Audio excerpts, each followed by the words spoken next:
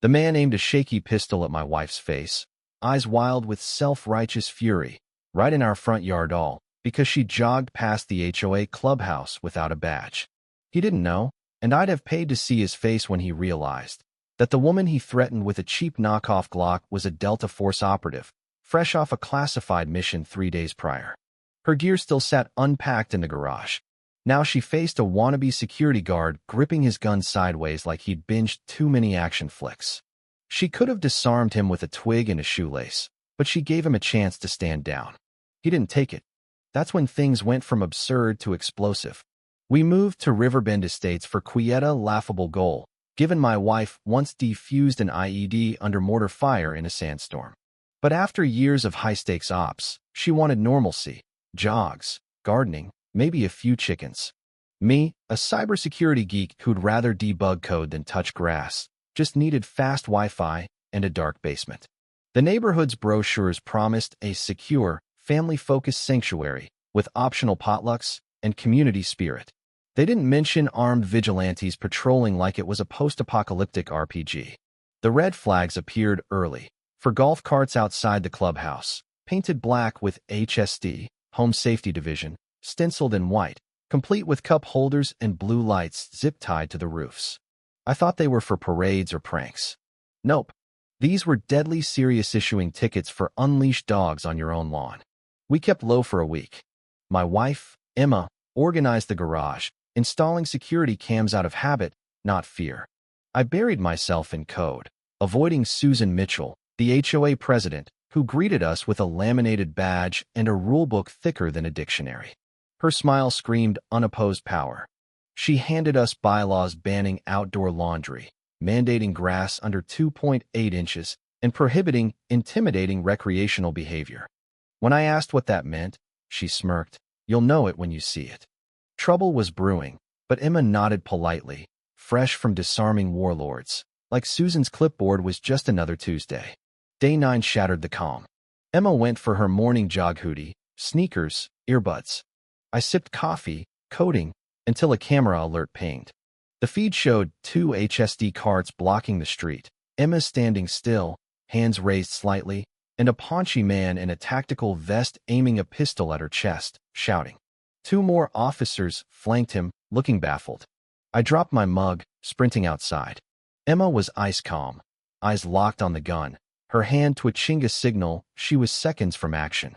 The man, yelling about no ID and restricted zones, claimed she looked suspicious. Emma asked if he was law enforcement. We're HOA police higher than city cops, he barked. Her lip quirked. Lower your weapon for your safety, she said. He laughed. In a blur, his gun hit the grass, and he was face down, arm pinned in a hold so clean it deserved a medal. She whispered something that drained his bravado. Real cops arrived, took one look at Emma's ID, nodded, and left without a word. Susan, arriving late, found her, Captain Gregson, nursing a bruised ego. Her glare promised vengeance.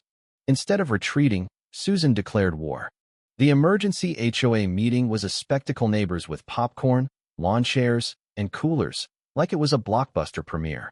Susan, decked in a pin-covered vest and Bluetooth headset, paced the clubhouse like a general. I wore my wife's other ride is a Chinook shirt, notebook in hand, while Emma stayed home, watching a teen's GoPro livestream, sipping tea. Susan opened with a mournful, a peacekeeper was assaulted by a violent trespasser with a history of aggression. I raised my hand. What history? She raises chickens, not fists. Laughter rippled. Susan snapped. She was casing homes, listening to crime podcasts. Murmurs turned skeptical. Then the body cam footage dropped. A kid had hacked Gregson's cloud-synced camera, and 5 laptops played it. Emma jogging, Gregson blocking her, drawing his gun, and Emma disarming him in seconds. Gasps filled the room. Someone muttered, she should run the HOA. Susan slammed her clipboard. That's unauthorized footage. A neighbor shouted, what context justifies guns on joggers? Her narrative crumbled. The meeting sparked a rebellion. Residents questioned dues, fake cops, and weapons. That night, the air shifted, neighbors waved freely, Susan's fear-based rein cracking. Emma predicted escalation, and it came, a $1,600 fine for hostile running and intimidating presence. Susan passed unvoted bylaws requiring ID badges and granting HSD instant fining power. She filed a restraining order accusing Emma of militant psychological warfare using edited footage. The judge, seeing the full video, tossed it. Susan doubled down hourly HSD drive-bys, speed guns on mailboxes, binoculars and bushes. Emma made a call, short and cryptic. "We're on record now. We dug into public records, uncovering a scam. Verdant Greens LLC, a fake landscaping firm tied to Gregson's brother, siphoned $200,000 for non-existent fountains and roads." Emma's security cams showed no work done. She sent the evidence to a federal auditor, sparking an inquiry. Susan locked the clubhouse, posting a members-only sign and a guard with a repurposed leaf blower. Emma launched Operation Sidewalk Charm, flyers detailing the fraud, unfiled bylaws, and fake fines, left on doormats with smiley face notes. Lawn signs sprouted. HOA, harassing ordinary Americans. Susan's bulletin threatening sign sanctions flopped. A retired lawyer, Mrs. Coleman, petitioned the city for an HOA review. At the hearing, Susan arrived with a massive binder, flanked by Gregson. Emma, in jeans and a tee, presented a manila folder, fake company records, illegal bylaws, and Susan's recorded eviction threats. A councilman asked, "What's your background, Mrs. Carter?"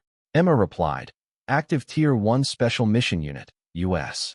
Army, over a decade in operational planning and threat assessment." Silence. A retired colonel councilman grinned. "Welcome home." Susan's credibility evaporated. The HOA unraveled. Finances froze, dues halted, fines refunded. Then came the golf cart chase. Emma, distributing audit copies, was tailed by Gregson, yelling about code red seizures. He swerved, hit a hidden ditch, and crashed into roses. Emma retrieved her bag, dropped a protein bar, and said, "For the wait." The viral clip ended Susan's reign. The HOA disbanded, members resigned, and a federal notice banned its actions. Susan vanished, rumored to be job hunting in another county. A month later, normalcy bloomed. Kids biked, porches glowed, neighbors shared tomatoes. Then Susan returned, dropping a legal manifesto on our porch, claiming Emma led a military coup. Emma forwarded it to the feds, unfazed. At Susan's hearing, her slideshow featuring Emma photoshopped with a tank flopped. The judge ruled her actions criminal misconduct, fining her and banning HOA roles for a decade. A block party erupted, with a zero fines signed for Emma. A Defense Department commendation arrived, praising her constitutional defense. She filed it silently. One night, an SUV arrived. A suited man handed Emma a sealed envelope. "When do I leave?" she asked. "Dawn," he replied. She packed light, leaving a note. Susan was the warm-up. "This is the mission." At sunrise, she left, steady as ever. I smiled, coffee in hand.